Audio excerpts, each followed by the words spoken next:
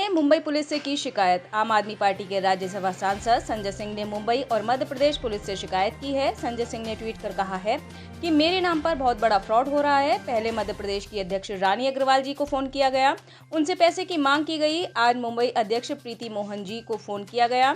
आखिर ये कैसे हो रहा है? मुंबई पुलिस और एमपी पुलिस इसका संज्ञान ले और कार्यवाही करे। 7 सूत्री मांगों को लेकर निगम का किया घेराव। छत्तीसगढ़ में 2023 विधानसभा चुनाव होने हैं और उसके लिए मात्र कुछ ही महीने बचे हुए हैं। ऐसे में सत्ताधारी पार्टी कांग्रेस को घेरने के लिए विपक्ष पर बैठी भाजपा कोई कसर नहीं छोड़ना चाहती है। विपक्षी पार्टियां अब लगातार प्रदर्शन और आंदोलन पर उतर आई हैं। कुछ ऐसा ही नजारा छत्तीसगढ़ के दुर्ग के भिलाई नगर निगम में देखने को मिला, जहां भारतीय जनता पार्टी के युवा मोर्चा के कार्यकर्ताओं ने 7 सूत्री मांगों को लेकर जमकर प्रदर्शन किया। अपनी 7 सूत्रीय मांगों को लेकर प्रदर्शनकारी और पुलिस के साथ झूमाझटकी भी हुई, क्योंकि ये लोग बैरिकेड्स को तोड़कर आयुक्त कार्यालय में दाखिल होना चाहते थे, लेकिन पहले से मौजूद पुलिस के जवानों ने उनके मंसूबे पर पानी फेर दिया।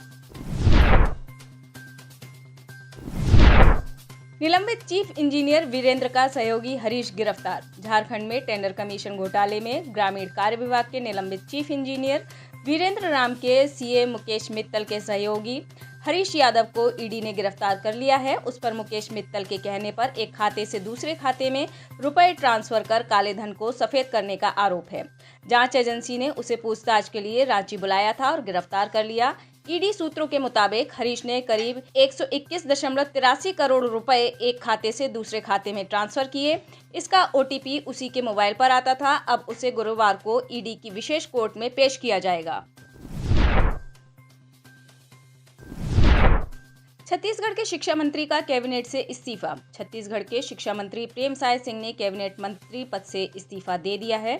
उन्होंने कहा कि इस्तीफा दिया नहीं जाता, ले लिया गया है। इस्तीफा लिए जाने के बाद जब प्रेमसाय सिंह मीडिया से मुखातिब हुए तो उनके चेहरे पर गम साफ नजर आया। प्रेमसाय सिंह की जगह मोहन मरकाम को प्रदेश का शिक्षा मंत्री बनाया जा सकता है। दिलचस्प है कि इससे एक दिन पहले बुधवार को मोहन मरकाम की जगह बस्तर के लोकसभा सांसद दीपक बैज को कांग्रेस का प्रदेश अध्यक्ष बनाया गया। लाठीचार्ज के मुद्दे पर भड़के उपेंद्र कुशवाहा। नीतीश सरकार के खिलाफ बीजेपी इन दिनों आक्रामक रवैया अपनाई हुई है। गुरुवार को कई मुद्दों को लेकर सरकार के खिलाफ बीजेपी का राजधानी पटना के डाक बंगला चौराहा से विधानसभा तक मार्च था। मार्च के दौरान पुलिस से बीजेपी नेताओं की झड़प हो गई। इस झड़प में कई बीजेपी नेताओं को चोट लगी है।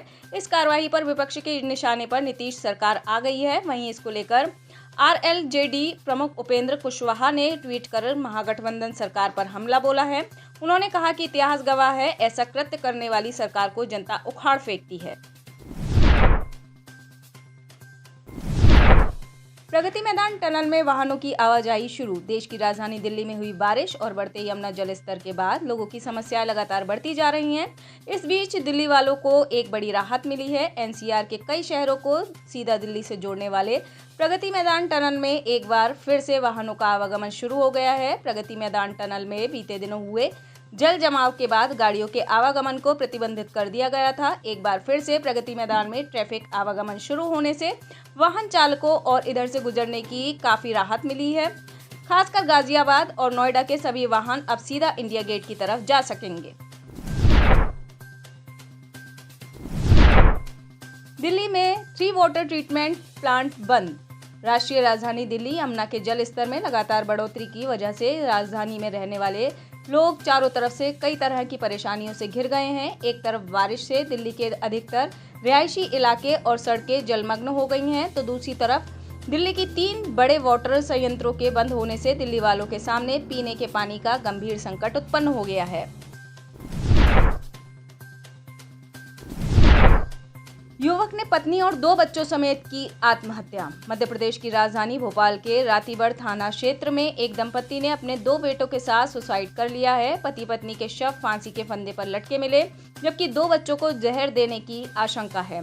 पुलिस को मौके से सुसाइड नोट भी मिला है। इसमें कर्ज से परेशान होकर आत्महत्या करने की बात सामने आई है। कांग्रेस में विरासत की सियासत। राजस्थान विधानसभा चुनाव को देखते हुए कांग्रेस ने हर मोर्चे पर फील्डिंग जमानी शुरू कर दी है। एक और वो रूटों को मनाने का दौर चल रहा है।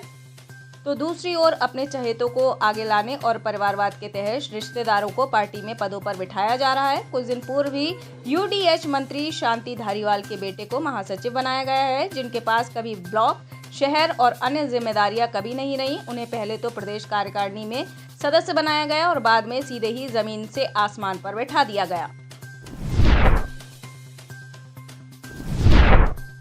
अमृतपाल सिंह से मिलने पहुंची किरणदीप कौर। वारिस पंजाब डे का मुखिया अमृतपाल सिंह इन दिनों असम की डिब्रूगढ़ जेल में अपने गुनाहों की सजा काट रहा है। उनके साथी भी इसी जेल में बंद हैं। गुरुवार को अमृतपाल सिंह की पत्नी किरणदीप कौर अपने पति से मिलने के लिए डिब्रूगढ़ जेल पहुंची। उनके साथ अमृतपाल के साथ दलजीत कलसी की पत्नी और बेटा भी मौजूद थे। अभी कुछ दिन पहले ही जब अमृतपाल की पत्नी किरणदीप कौर अमृतपाल से मिलने के लिए डिब्रूगढ़ जेल आई थी, जिसके बाद उसने दावा किया था कि अमृतपाल और उसके साथ भूख हड़ताल पर बैठे हैं। किरणदीप कौर के दावे के बाद जेल प्रशासन की तरफ से मामले को लेकर प्रतिक्रिया दी गई थी। जेल प्रशासन ने बताया था कि अमृतपाल और उसके साथ कोई भूख हड़ताल पर नहीं बैठे हैं। अकाली दल के लिए खड़ी हुई परेशानी। शिरोमणि अकाली दल और बीजेपी के बीच गठबंधन की खबरें पंजाब के राजनीतिक गलियारों में बंद नहीं हुई हैं। दोनों पार्टियों के नेताओं ने गठबंधन करने से मना कर दिया है, जिसकी एक वजह अकाली दल का बसपा से गठबंधन भी माना जा रहा है, क्योंकि अकाली दल बसपा या बीजेपी दोनों में से एक के साथ गठबंधन रख सकता है। मीडिया रिपोर्ट्स की माने तो अब भी बीजेपी और अकाली दल के बीच गठबंधन को लेकर खिचड़ी पकती दिखाई दे रही है। बाबूलाल मरांडी की ममता बनर्जी को 2 टूक। पश्चिम बंगाल में हुई हिंसा के बीच सत्ताधारी पार्टी टीएमसी की जीत पर सीएम ममता बनर्जी के दिए हुए बयान पर झारखंड के पूर्व सीएम बाबूलाल मरांडी ने जोरदार हमला बोला है। बता दें कि पश्चिम बंगाल चुनाव के दौरान जारी हिंसा पर बाबूलाल मरांडी ने ममता बनर्जी पर निशाना साधते हुए कहा कि घबराइए मत ममता बनर्जी, प्रभु राम और श्याम से बैर रखने वालों की राजनीति मिट्टी में मिल जाती है। पंजाब के सरकारी स्कूलों के बच्चे देखेंगे चंद्रयान 3 की सफलता। भारतीय अंतरिक्ष अनुसंधान संगठन 4 साल बाद एक बार फिर चांद पर चंद्रयान पहुंचाने की तैयारी में है।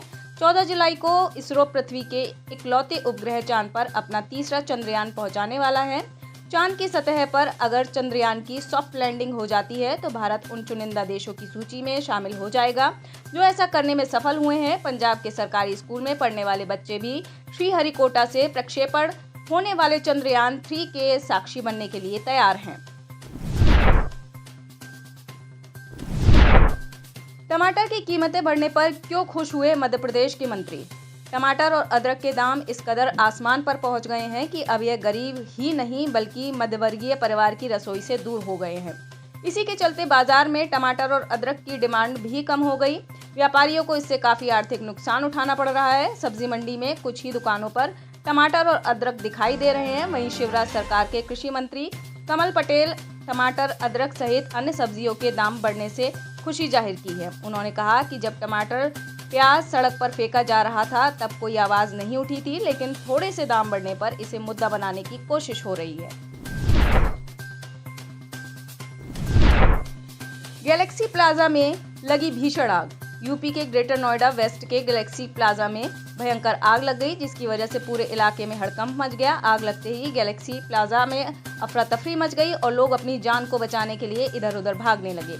इस दौरान कई लोग अपनी जान बचाने के लिए तीसरी मंजिल से नीचे कूद गए। इस घटना में कई लोग घायल हो गए। गैलेक्सी प्लाजा में लगी आग के पीछे शॉर्ट सर्किट होने की बात सामने आ रही है।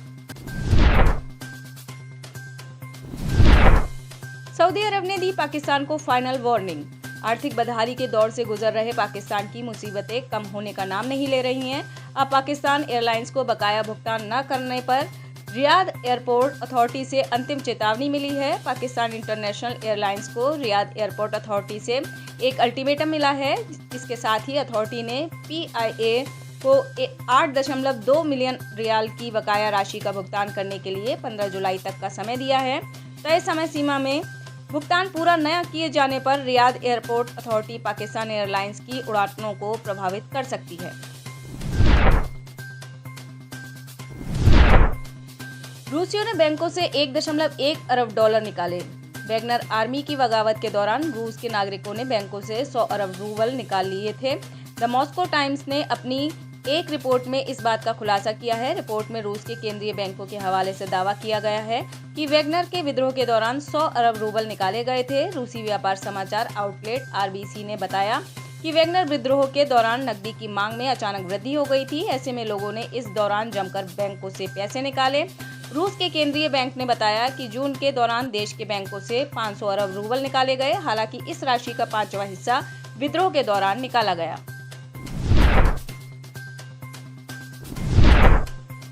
संयुक्त राष्ट्र एजेंसियों ने दी ये चेतावनी। वैश्विक स्तर पर फैल रहे एवियन फ्लू के प्रकोप के बीच संयुक्त राष्ट्र की 3 एजेंसियों ने वायरस के फैलने की चेतावनी जारी की है। एजेंसियों ने बताया कि बर्ड फ्लू इंसानों को अधिक आसानी से संक्रमित कर सकता है, जिससे विश्व स्तर पर चिंता बढ़ गई है। संयुक्त राष्ट्र एजेंसियों ने सभी देशों से रोग निगरानी को मजबूत करने और पोल्ट्री फार्मों में स्वच्छता में सुधार करने का आग्रह किया। यह वायरस जंगली पक्षियों के बीच बर्ड फ्लू के एक नए और अत्यधिक संक्रामक H5N1 तनाव के रूप में सामने आया है। यूएन में भारत ने दिया पाकिस्तान का साथ। स्वीडन में पवित्र कुरान जलाने की घटना पर दुनिया भर से प्रतिक्रियाएं आ रही हैं। इसी बीच संयुक्त राष्ट्र मानवाधिकार परिषद ने भी इस घटना की निंदा की है।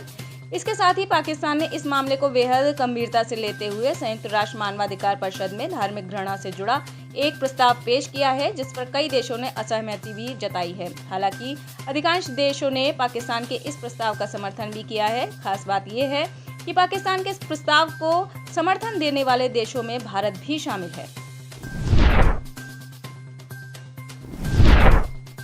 जेलेंस्की को व्लादिमीर पुतिन बता बैठे जो बाइडेन।